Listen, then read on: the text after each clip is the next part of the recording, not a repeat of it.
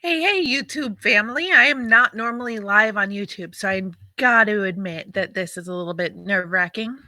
But I have 20 minutes before my next podcast gets recorded, and I have this heavy thought on my mind that I want to share. And also, I have a huge question that I would love to have answered by anybody who's watching. This morning, so the topic that I want to discuss today is how teaching mindset practices to our kids is a responsibility.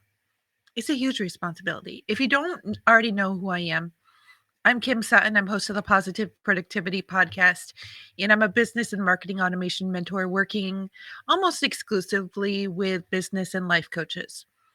But I'm also a mom of five. I'm married, have a crazy, busy, awesome life. Not complaining about any of it, but it's busy. So I can't cook. I burn. Can't stand to shop. I think I have lunch in my teeth. I'm very transparent, very authentic, and most importantly, I believe firmly in my heart that positive productivity is not about perfection, that and that it doesn't need to be painful either. So going back to teaching mindset practices to our kids, I do believe it's a responsibility of ours as parents. It's not taught in schools. It's not taught it's rarely taught in college. I mean, you can go and you can study psychology, sociology, you can become a therapist, but where is the actual mindset practice? Sure, you can go and get the theory, but where's the actual learning coming in the implementation for children who are less than 18 years old? And the reason why this is so fresh on my mind right now is because this morning my 14-year-old missed the bus. He was looking all around for the specific hoodie that he wanted to wear. For those of you who are not teenagers but are older, maybe 30s, 40s, you may remember these days. He wanted this specific hoodie. He couldn't find it. Then he couldn't find his winter coat. It's like 30 degrees outside. He needs something to wear. So he missed the bus when he took off down the road going for it. I want you to know I was not upset about him missing the bus at all. In the grand scheme of life, taking 10 minutes out of my day to drive my kid to school is like a blip on the radar. And I have really awesome kids who, especially the teenagers, they've missed the bus one other time this year. We are how many months in? 6 months into the school year, and this is the second time I've had to drive them to school. That is awesome. I wanted to share this story with him, but I'm going to share it with you first. And this is how I have come into my own discovery of mindset and mindfulness. As a teenager, at the end of 6th grade, going into 7th grade, I switched schools. At the school that I went to for 6th grade, I had a lot of friends. I would even go so far as to say that I was popular. In the new school, I was one of 500 students in my grade. And I was definitely a small fish in a big pond. It was the 90s. I had a horrible perm. My face was totally breaking out. I chose the most ridiculous clothes and I was picked on nonstop from my braces and my overbite to my hair um to the funniness of my last name. My last name was Buckley. My maiden name is Buckley. And take off the B, shorten it to 4 letters, put a F in front. It became an easy target. And I was really weak. I didn't know how to handle teasing. I didn't know how to handle bullies. I mean, I remember days when mashed up bags of brownies were thrown at me in the library. I was devastated. I think I would miss the bus on purpose just so I didn't have to deal with the bullies on the bus. So even um, I would have to say that 4 out of 5 days, every single week, I would miss the bus on purpose to get a ride to school. Fast forward to my son this morning. He got really down on himself because he missed the bus. I He came back to the house, slammed the door. That's a problem for me, by the way. The problem is not that he missed the bus, it's the problem that he slammed the door because there's 3 other kids sleeping still, and he was just stomping around the house. He's like, "Can you drive me to school?" And I said, "Yeah." I can drive you to school, but your attitude needs to change first. This is not mm, don't allow missing the bus to impact your day like this. This is a small blip. Your day can get better, but not if you focus on this one bad moment. And then I proceeded to have a whole conversation with about him about it on the way to school. I did not lecture him, but I gave him a little bit of perspective. And I want you to think about this. You or your kid oversleeps. They get up and they have two choices. One, they can look at it as, oh, I was tired. I got a little bit of extra sleep. I'll have to go a little bit faster, but I can make it. Everything's fine. Or they can get up, curse themselves out, stomp around the house, look at how horrible the day is beginning, and set themselves up for a bad day ahead.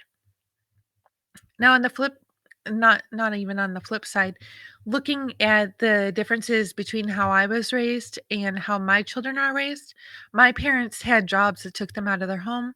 My husband and I both work inside the home. When I was raised, how it was how it was.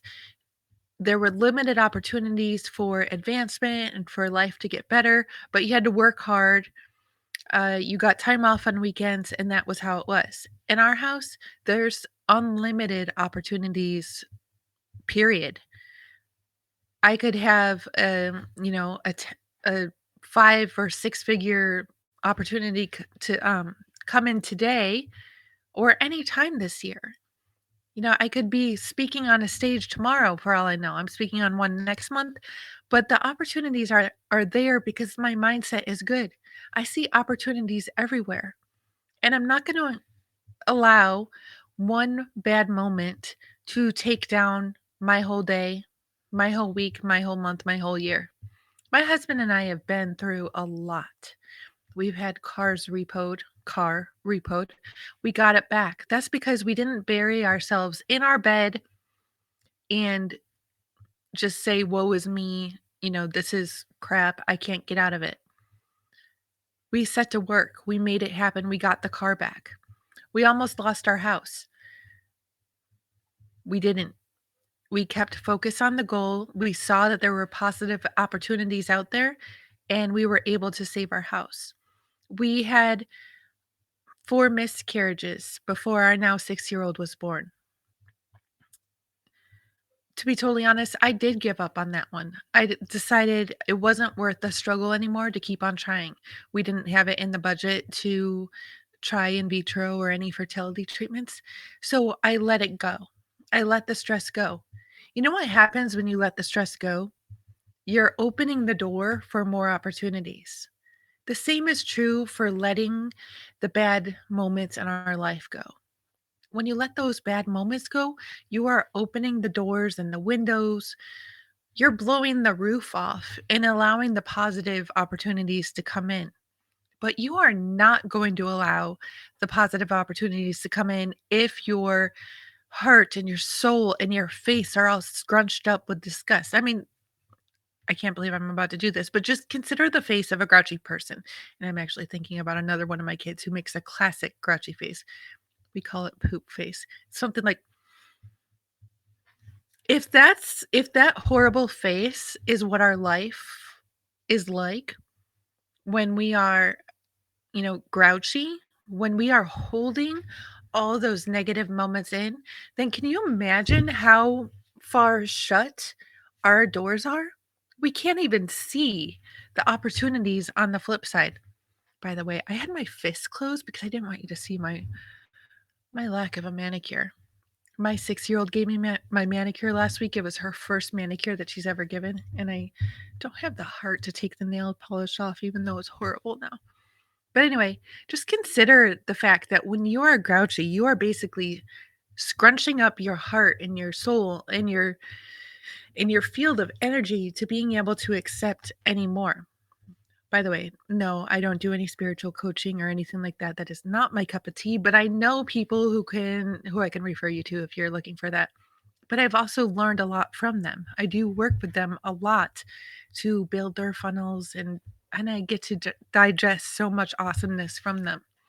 But that's what I've learned is that when we hold all that resentfulness in, when we hold all the guilt in for the mistakes that we've made, when we are just really disappointed in ourselves and other people, we're cutting off other opportunities, greater opportunities that could be right on the other side. I would love to hear your comments. I would love to have you as a subscriber. And then the biggest question that I had for you today is I would love to know if doing lives on YouTube once a week from the standpoint of a mompreneur would be something that any of you would be interested in. So if yes, let me know down below in the comments. I am on Facebook going live Monday, Wednesday, Friday, and then I bring the videos over here. So be sure to check out my playlists below. I have Next Level Mondays, Work Smarter, Not Harder Wednesdays, and Feel Good Funnel Fridays. And I would love to hear your comments on any of those videos. Be sure to subscribe and turn on notifications because I have heard of some people who subscribe and then are unsubscribed unintentionally. And as always, well, might be new to you, but as I say in every single one of my videos, go forth and make it a positive and a productive day.